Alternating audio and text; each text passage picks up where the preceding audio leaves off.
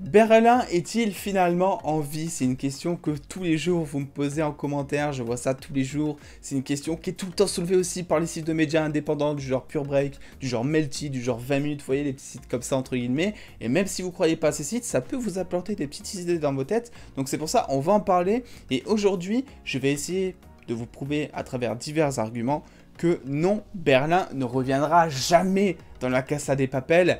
Bon, il faut qu'on soit clair, Berlin, si vous avez vu ma vidéo top 8 personnages, c'est mon personnage préféré de la Casa de Papel. Hein. Mais je veux qu'il reste mort, et je vais vous dire un truc, si il revient à la vie, je vais déféquer sur cette série, mais oui. Bref, avant d'aller plus loin, dites-moi en commentaire votre avis, vos théories en fait. D'après vous, on va partir du point de vue, en gros, que Berlin va ressusciter dans la série, voilà, trop bien. D'après vous, en commentaire, quelles seraient les raisons pour qu'ils reviennent après 3-4 saisons d'un coup, pour qu'ils reviennent d'un coup dans la Casa de Papel, et surtout, dites-moi, comment il aurait pu survivre. Vous allez voir, en fait, je vais vous remontrer la scène où il est mort, tout ça, et pour moi, il y a zéro chance, en fait. Bref, on va partir déjà du côté de la petite source dont je vous parlais, hein, qui s'appelle donc mcetv.fr, voilà, donc c'est pas du tout le genre de média dont je me servirais pour vous partager une news fondée, entre guillemets. Je ne connais pas ce site, mais c'est important pour moi de vous le montrer, parce que finalement, plein de sites font ça depuis 2 semaines et j'en peux plus tout simplement. Et c'est important de vous le montrer pour faire la part des choses. Alors je vais aller vite fait à la partie moi qui m'intéresse. Voilà, Berlin s'est sacrifié pour son équipe en saison 2, donc il est mort. Il est encore au centre de la série parce qu'il fait beaucoup de flashbacks. Ça, on reparlera des flashbacks, pourquoi il est dans les flashbacks. Puis les fans ont bien compris qu'Alessia ressemblait beaucoup à la femme de Berlin. Bon, ça fait quand même 2 ans qu'on en parle et on n'a toujours pas de réponse. Hein. J'en parle dans mes anciennes vidéos théories d'ailleurs. D'ailleurs, dans la saison 4, Alicia a fait un drôle de discours sur son mari. Cela ferait référence à Berlin et tout laisse croire qu'il n'est pas vraiment mort. Ça, on en avait parlé brièvement, rappelez-vous, c'était dans la scène interrogatoire entre Lisbonne et Alicia. Et Alicia parle de son mari Jermaine, donc qui est mort il y a, je crois, 5 mois, quelque chose comme ça, qui est mort d'une maladie dégénérative. Il faut savoir que Berlin avait une maladie dégénérative, et il faut savoir que Jermaine, s'il y en a qui font le rapprochement avec Berlin, c'est parce que Jermaine égale Allemagne, entre guillemets, et que Berlin est une ville allemande. Après, il y en a beaucoup d'entre vous qui m'ont confirmé que Jermaine était en fait un prénom très commun en Espagne, donc que ça avait peut-être rien à voir avec Berlin. Je vous laisse trancher maintenant que vous savez en gros. Puis l'interprète, donc là on a les showrunners et l'acteur qui disent voilà, qu'ils ont été surpris en fait de voir qu'il y avait beaucoup de fans qui pensaient que Berlin n'était pas vraiment mort. Et quelque chose d'intéressant, le showrunner qui nous dit nous aurions pensé en gros que si ils avaient pensé faire d'autres saisons, ils auraient peut-être plus réfléchi le fait de faire mourir Berlin. Parce qu'il faut savoir un truc en fait, c'est que Berlin n'importe quoi, c'est que la Casa de Papel de base, c'était diffusé donc sur une chaîne espagnole. Les 2 premières saisons que l'on connaît étaient diffusées sur la chaîne espagnole, alors je sais plus comment elle s'appelle, je sais plus du tout, mais il y avait une énorme chute d'audience, et la série devait tout simplement s'arrêter après 2 saisons. Donc ils ont fait leur scénario en fait sur 2 saisons. Et ensuite Netflix, au dernier moment, s'est ramené en mode gros biceps, gros portefeuille, grosse thune, tout ça. Ils ont racheté la série. Et c'est pour ça qu'on a eu droit à plusieurs autres saisons de la Casa de Papel tout simplement. Mais de base, le scénario était prévu pour 2 saisons tout simplement. Et c'est pour ça que Berlin est mort. Et c'est pour ça qu'ils regrettent beaucoup le fait d'avoir fait mourir Berlin. C'est que c'est un des personnages préférés de tout le monde. Et donc c'est pour ça qu'ils le font revenir en fait dans les flashbacks pour que tout le monde ait un petit peu leur dose de Berlin. Moi le premier parce que c'est mon personnage préféré, donc on est content de voir Berlin.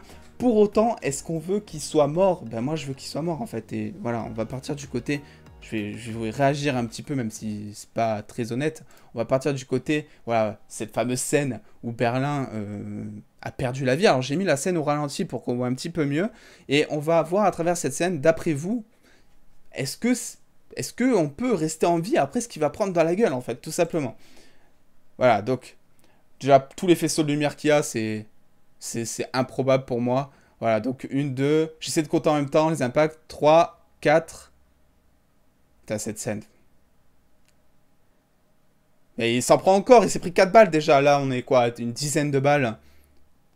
Même que ce soit que dans le torse, hein. Même que ce soit que dans le torse. Puis on voit qu'il est... il est pas bien, quoi. Il est pas bien. Bref. Voilà. Maintenant que vous avez vu ça, maintenant que vous avez vu ça, est-ce que vous pensez vraiment que le mec qui s'est pris, donc Berlin, hein, qui s'est pris genre 3 chargeurs dans le ventre, dans le bide, même qui porte un fucking gilet pare-balles, c'est impossible qu'il soit en vie, vraiment. Parce que, même si les balles ne rentrent pas, il s'est pris plein d'impacts, il a peut-être des côtes pétées, des choses comme ça, donc possibilité d'hémorragie interne, des choses comme ça. Pour moi, c'est improbable qu'il soit en vie, vraiment. Et ça serait vraiment abusé qu'il soit en vie finalement. Je sais pas si vous vous rappelez la scène de Ganja dans la dernière saison où on voit Ganja qui se prend je sais pas combien de balles, sauf que personne s'est visé et que lui fait son Terminator à esquiver toutes les balles, le mec il est surhumain, tout ça. C'était une grosse facilité scénaristique. Je peux vous dire que là, si nous remettent Berlin dans la prochaine saison, dans une saison future de la Casa de Papel, c'est la pire facilité scénaristique, et vraiment, mais s'ils font ça, mais ça va être du n'importe quoi en fait niveau scénario.